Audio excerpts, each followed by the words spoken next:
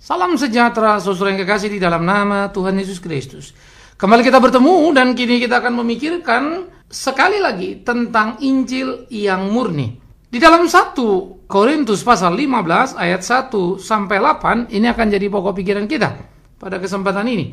1 Korintus 15 1 sampai 8, demikian firman Tuhan. Dan sekarang, saudara-saudara, aku mau mengingatkan kamu kepada Injil yang aku beritakan kepadamu, dan yang kamu terima, dan yang di dalamnya kamu teguh berdiri. Oleh Injil itu kamu diselamatkan, asal kamu teguh berpegang padanya seperti yang telah kuberitakan kepadamu, kecuali kalau kamu telah sia-sia saja menjadi percaya. Sebab yang sangat penting telah kusampaikan kepadamu, yaitu apa yang telah kuterima sendiri, ialah bahwa Kristus telah mati karena dosa-dosa kita sesuai dengan kitab suci, bahwa ia telah dikuburkan dan bahwa ia telah dibangkitkan pada hari yang ketiga sesuai dengan kitab suci, bahwa ia telah menampakkan diri kepada Kefas dan kemudian kepada ke-12 muridnya. Sesudah itu ia menampakkan diri kepada lebih dari 500 saudara sekaligus. Kebanyakan dari mereka masih hidup sampai sekarang, tetapi beberapa di antaranya telah meninggal. Selanjutnya ia menampakkan diri kepada Yakobus, kemudian kepada semua rasul.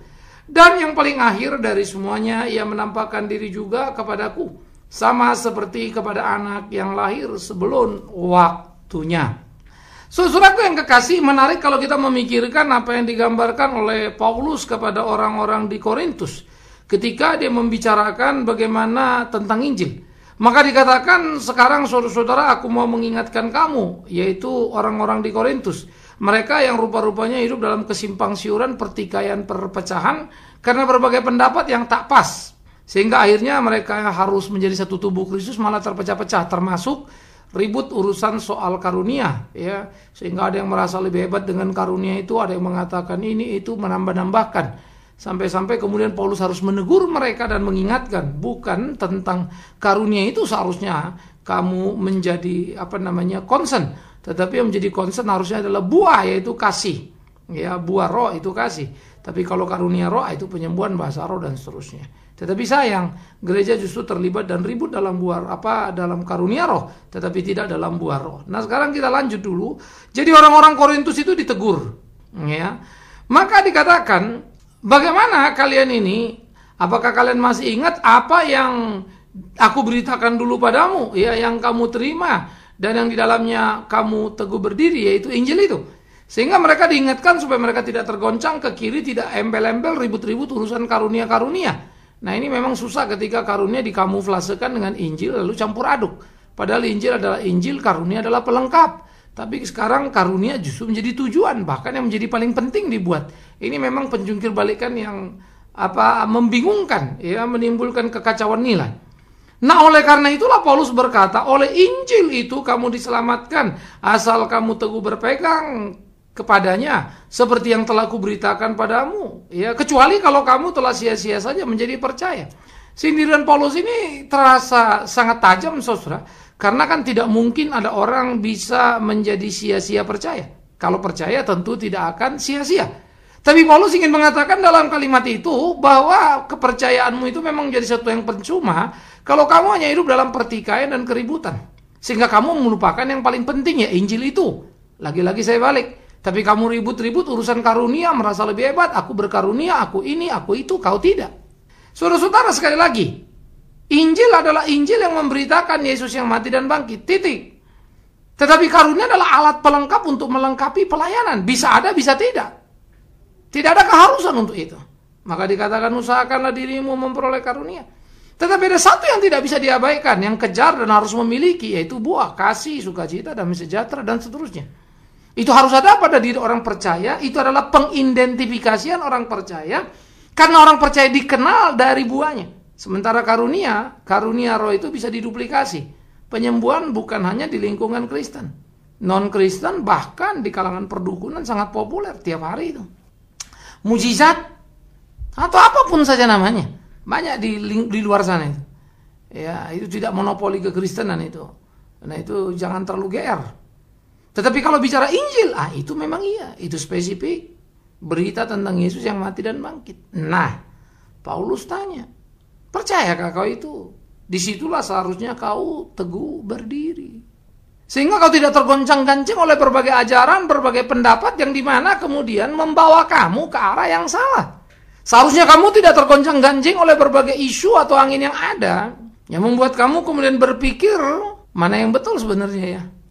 Saudaraku yang kekasih, disinilah kita perlu memikirkan kebenaran dengan utuh tentang apa yang Tuhan kerjakan dalam kehidupan kita. Bagaimana seharusnya kita melakoni kehidupan itu dan melakukan apa yang menjadi kehendak Tuhan kita. Sehingga dalamnya sungguh-sungguh Tuhan dipermuliakan. Ini yang jadi perlu. Nah oleh karena itu, kita mesti memakai di dalam kehidupan kita secara utuh kebenaran Injil di mana kita diselamatkan, yaitu karena percaya kepada Yesus dan yang mati, bangkit dan naik itu. Kan itu kan? Nah, jadi inilah sebetulnya yang menjadi sangat perlu untuk kita pahami, di mana seharusnya kita berpegang teguh kepada Injil itu. Ya, seperti apa yang dikatakan oleh Paulus, kecuali kamu menjadi sia-sia percaya, artinya karena percaya, tapi percaya tidak dihidupi oleh percayanya, itu kan sia-sia. Percaya Yesus percaya, tapi tidak melakukan perintah Yesus, ya kan sia-sia. Percaya Yesus percaya, tapi tidak hidup dalam kehendaknya. Nah, itu kan cuma mau menunjukkan sebetulnya percayamu itu percaya omong kosong, itu bahasanya. Nah, oleh karena itu, diingatkan oleh Paulus bagaimana sebetulnya Injil itu telah menolong setiap orang-orang percaya di Korintus. Maka dikatakan yang sangat penting, perhatikan. Ayat 3 dari 1 Korintus 15. Sebab yang sangat penting telah kusampaikan kepadamu, yaitu apa yang telah kuterima sendiri, bahwa Kristus telah mati karena dosa-dosa kita. Jadi yang paling penting telah disampaikan kepada kita apa? Bahwa Kristus telah mati untuk dosa-dosa kita. Itu yang paling penting. Yang paling penting itu bukan sakitmu disembuhkan. Kalau itu yang jadi pikiranmu sebagai orang Kristen, memalukan sekali ya. Masa sih kamu pusing dengan urusan sakit padahal Yesus mau mati untuk menebus dosamu yang mestinya masuk neraka ke surga itu? Apa sih yang membuat sakit itu menjadi lebih besar dari kasih karunia Kristus yang sangat besar itu? Itu kan namanya menghina kasih karunia. Artinya begini saudara, kalau orang dapat kebahagiaan yang sangat besar, kesusahan kecil kan gak ada apa-apanya toh. Nah ini perlu dipikirkan orang Kristen. Betapa kita seringkali merasa Kristen karena sebuah ajaran yang salah. Padahal sejatinya kita tidak Kristen karena memang itulah hidup kita. Jadi jangan salah. Disitulah kita perlunya sebuah kejujuran dalam memahami kebenaran. Jadi yang paling penting dikatakan telah disampaikan ya, yaitu tentang Injil itu bahwa Kristus telah mati karena dosa-dosa kita. Jadi Injil yang murni adalah Injil yang bertumpu kepada berita kematian Kristus bagi manusia yang diperkenannya. Sehingga barang siapa yang percaya kepada Yesus yang sudah mati itu, ya, menebus dosanya di atas kayu salib, maka dia percaya dan mengikat dirinya. Begitu pula lah dia percaya bahwa Yesus yang mati itu telah menjadi Yesus yang bangkit itu. Itu yang dikatakan kitab suci. Ya. Ingat, Yesus yang menyembuhkan itu embel-embel kecil itu sebelum salib diberitakan itu. Jadi tolong kalau kita melihat kronologisnya, ada penyembuhan-penyembuhan baru salib. Jadi salib yang murni itu di mana? Berita Injil yang murni itu di mana? Di atas kayu salib. Itu yang mestinya kita pahami. Ya. Sehingga bukannya kita tertekan pada apa yang dilakukannya di awal lalu kita berpikir itulah Injil itu. Kan jadi salah. Injil adalah Yesus mati bagi kita. Dan Yesus bangkit menyatakan kemenangan yang menjadi pengharapan kita. Harusnya itulah kebenarannya. Nah jadi saudara-saudaraku yang kekasih di dalam nama Tuhan Yesus Kristus, jangan sampai kita terjebak di tempat yang salah tadi lalu berpikir Injil itu adalah Injil apa yang kita pahami, yaitu bahwa saya, saudara kita, maka kita akan sembuh dari sakit kita atau kita akan kemudian lepas dari kemiskinan kita. Itu Injil itu salah. Injil itu adalah Injil percaya kepada fakta kematian Yesus Kristus di atas kayu salib untuk menebus dosa. Tetapi juga percaya kepada kuasa kebangkitannya yang memberikan kita kekuatan untuk melawan dosa. Nah itu Injil itu. Jadi hidup yang benar oleh Injil itu. Hidup yang terang oleh Injil itu. Oleh karena itu saya bilang tadi, kita yang terbalik-balik semua. Sehingga atas nama mujizat, yang miskin jadi kaya gitu kan, hidup kita jadi glamor, lalu hidup kita yang glamor itu kita benarkan lagi atas nama berkat Tuhan, kan ngeri sekali. Sementara banyak orang di sekitar kita tidak kita pedulikan. Itu sebab saya sangat suka ketika Yesus mengingatkan, kau memberi aku makan waktu aku lapar, minum waktu aku haus, pakaian waktu aku telanjang. Ditanya, kapan Tuhan? Bila kah? Dan Yesus menjawab dengan cara yang luar biasa, bukan?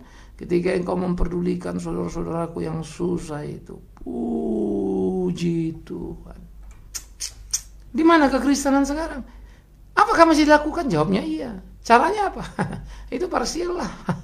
Aksi sosial Natal lah, apalah. Tapi itu bukan bagian hidup kita. Padahal itu seharusnya menjadi bagian hidup kita. Dalam hari-hari yang kita jalani. Tapi kita sekarang seringkali menjadi berlaku salah dalam kehidupan kita. Itu ironis. Nah, jadi di dalam bagian-bagian seperti inilah saudaraku yang kekasih, seharusnya kita menyadari betul bagaimana kita dihidupi oleh kebenaran itu, supaya kita bisa melakukan apa yang menjadi kehendak Tuhan kita, dan hidup kita memuliakan namanya. Itu yang betul. Jadi tidak semua mau kita, tidak seenak-enak kita. Nah, oleh karena itu mari kita jalani hari-hari kita dalam kesungguhan yang penuh, sehingga kita bisa hidup sesuai kehendak Tuhan kita, dan kita melakukan apa yang Dia mau. Itu yang perlu. Jadi pemahaman akan kebenaran firman yang benar, Injil itu harus kita mengerti dengan utuh. Lalu dikatakan dia dikuburkan, dia bangkit pada hari yang ketiga, lalu dia menampakkan diri kepada saudara-saudara banyak orang. Artinya Paulus mengatakan bahwa Injil itu adalah Injil Yesus yang mati, bangkit sesuai dengan apa yang dikatakannya. Karena memang dia sudah mengatakan sebelum dia mati bahwa dia akan mati dan bangkit, dianiaya dan menderita. Tetapi kemudian yang menjadi penting adalah bahwa kebangkitannya itu disaksikan oleh banyak orang sebelum dia naik ke surga. Ada ratusan orang, 500 orang dikatakan sekaligus. Ada orang murid dalam perjalanan ke Emmaus. Lalu ada murid-murid lain juga ketika kubur itu kosong dan Yesus menyatakan diri kepada 12 murid. Dikurangi 1. Karena Yudas sudah mati. Bunuh diri. Nah, jadi dari apa yang kita lihat, dari apa yang kita tahu, Alkitab, apa yang mengajarkan Alkitab, ya Alkitab mengajarkan itulah Injil itu. Nah, kalau kemudian ada orang bilang, oh Injil itu adalah Yesus yang menyembuhkan, bilur-bilurnya yang menyembuhkan, dan seterusnya. Lalu kan kita mulai bingung tanya, apa iya itu? Apalagi kalau kemudian orang KKR datang, lalu tahu-tahu nggak khotbah, nggak merenungkan firman, nggak belajar kebenaran, tahu dadur sembuh, sana sembuh sini. Lalu sebenarnya kita mau ngapain ya? Injil itu kan bukan itu. Injil itu adalah berita Yesus yang mati dan bangkit itu menebus dosa. Injil itu adalah berita Yesus yang bangkit itu dan kemudian menampakkan diri kepada murid-muridnya dalam tubuh yang mulia. Injil itu kan Yesus menampakkan diri itu sampai kemudian naik ke surga, dan orang percaya menanti kedatangannya yang kedua kali. Itu Injil. Nah, karena itu Injil mestinya dikembalikan kepada Injil yang murni, jangan ditambahi, dikurangi demi bumbu-bumbu yang disukai oleh para pengikut atau orang-orang Kristen kebanyakan. Karena memang sesungguhnya saudara, seperti apa yang dilakukan oleh Tuhan Yesus dalam pelayanannya, semakin dia terus berjalan dalam kebenaran, memenuhi tuntutan kebenaran, akibatnya apa? Murid-murid jadi kecewa, mulai makin menjauh. Injil yang benar itu kan Yesus harus mati tersalib, tapi Petrus tidak bisa menerimanya dan menyangkalinya. Saudara bisa lihat, itu murid-murid dulu, rasul itu langsung. Jadi memang Injil itu tidak menyenangkan, nggak cocok yang bahasa kalau Petrus bilang, loh kok jadi begini? Ya, kita jadi celaka ini. Ikut Yesus itu jadi susah kita. Nah, jadi saudara di tengah nuansa seperti itu terjadi ketakutan-ketakutan pada orang untuk percaya. Dan itu Injil, karena dia memang akan menyaring tiap orang. Orang Kristen mula-mula adalah orang-orang Kristen yang sungguh-sungguh melakukan apa kehendak Tuhan. Mereka banyak yang mati martir. Tapi Tuhan terus mengembalikan, menambahkan jumlah mereka. Tetapi memang mereka menjadi orang Kristen yang luar biasa, karena digambarkan Kisah Rasul 2, bagaimana hidup mereka ciptakan menjadi satu hidup yang berkeseimbangan. Saling memberi, saling membantu. Beda dengan kita yang individualistis pada masa kini. Dan celakanya sudah individualistis karena nyumbang lalu merasa dekat Tuhan. Kita melakukan hal yang salah, karena kita memang kemudian dicek, punya cek, menerima ajaran yang salah. Ternyata banyak sekali pengkhotbah menaruh ajaran-ajaran yang salah pada diri atau dasar keberimanan orang percaya, sehingga terjadilah corang campring di sana sini, terjadilah titik noda di sana sini. Betapa sebetulnya semuanya itu salah dan tidak cocok dengan apa yang Allah mau.